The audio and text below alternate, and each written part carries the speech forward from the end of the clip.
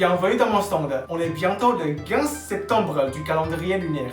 Savez-vous que le 15 septembre est l'une des fêtes la plus importantes pour les Taïwanais et les Chinois? Cette fête se nomme la fête de la lune. C'est une fête qui réunit la famille et où l'on mange le traditionnel gâteau de la lune. Dans le temps, le gâteau de la lune était considéré plutôt comme une offrande aux dieux, mais aujourd'hui c'est aussi le dessert préféré des Asiatiques. Maintenant, je voudrais partager avec vous le gâteau de la lune traditionnel de Taïwan, du Dopong, avec son millefeuille fait maison. Et je vous assure que vous allez aimer. C'est parti! Pour réaliser la garniture du gâteau, il vous faudra 200 g de haricots mungo pelés, 80 ml d'eau, 80 g de sucre et 25 g d'huile de noix de coco ou de beurre. Pour faire la pâte feuilletée, il vous faut deux préparations, la pâte A et la pâte B. Pour la pâte A, il vous faudra 180 g de farine, 40 g de sucre, 30 g d'huile et 60 ml d'eau.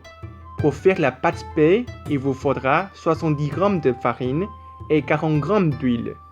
Préparez également un colorant rouge pour la décoration. Après avoir fait reposer les grains dans l'eau pendant une nuit, videz l'eau et mettez les grains ramollis dans une casserole. Ajoutez l'eau et faites cuire à la vapeur pendant 20 minutes. Après la cuisson, ajoutez le sucre et l'huile et écrasez les grains à l'aide d'une spatule.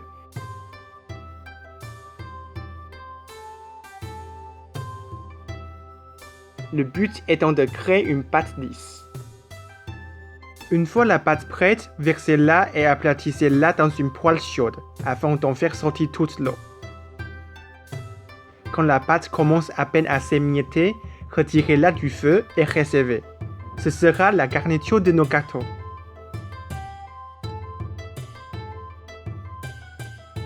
Passons à la pâte suivante, la pâte feuilletée. Cette pâte se fait à base de deux préparations. Commençons par la pâte A. Versez dans un saladier la farine, le sucre mélangé avec de l'eau et l'huile.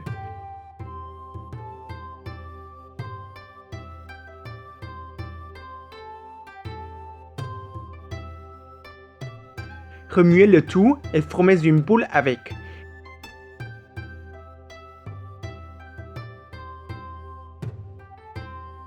Réservez sous un film alimentaire pour garder l'humidité. Faites la même chose pour la pâte B qui est à base de farine et d'huile.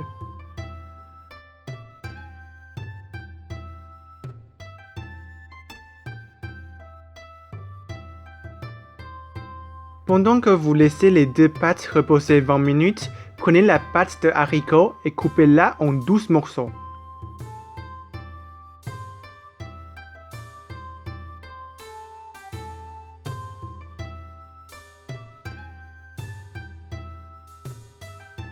Faites-en des boules et réservez à nouveau sur le film.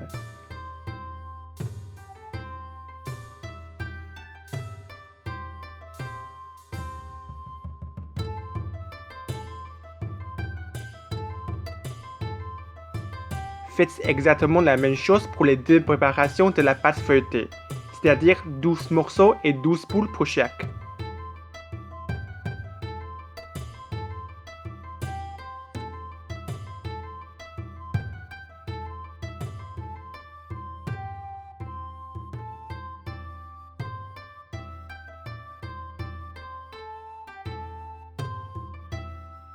Passons aux choses sérieuses. Prenez une boule de la pâte A et aplatissez-la, puis garnissez-la d'une boule de la pâte B. Reformez une boule et réservez. Faites l'étape autant de fois que de boules.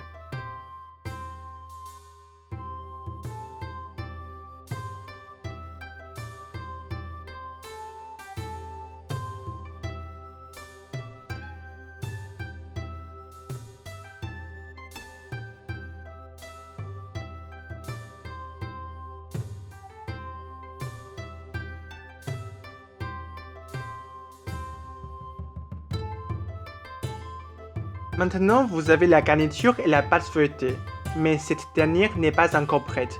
Prenez une boule et posez le dessus de celle-ci face à la table. Aplatissez-la et roulez-la en cigare. Faites cette étape au moins 2 fois et réservez. Plus vous faites cette étape, plus la pâte sera feuilletée. Mais attention, elle sera aussi plus fragile. Donc ne faites pas cette étape plus de 3 fois.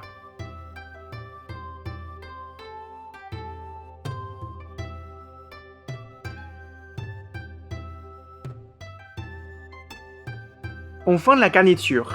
Aplatissez délicatement vos cigares et garnissez-les avec les boules de pâte de haricots.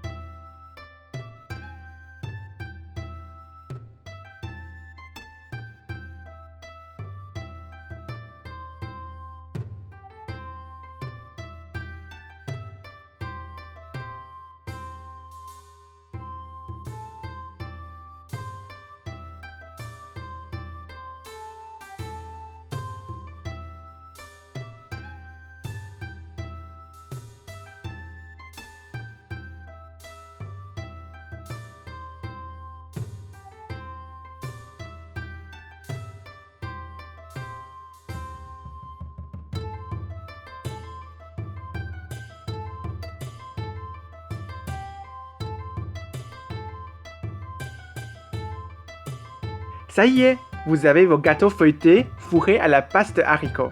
Mettez-les sur le plaque de cuisson et n'oubliez pas d'appuyer un peu dessus pour qu'ils gonflent bien pendant la cuisson.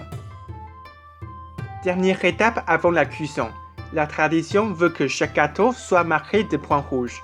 À l'époque, cela permettait de différencier facilement les gâteaux qui n'avaient pas la même garniture. Pour ma part, j'ai choisi de faire 3 points et bien sûr avec une baguette. Enfournez les gâteaux à 170 degrés pendant 12 minutes, puis 150 degrés pendant 25 minutes, et dégustez. À table, c'est chaud. Si vous avez aimé cette recette, mettez un petit pouce bleu et surtout n'hésitez pas à vous abonner pour ne pas rater la prochaine vidéo. À bientôt!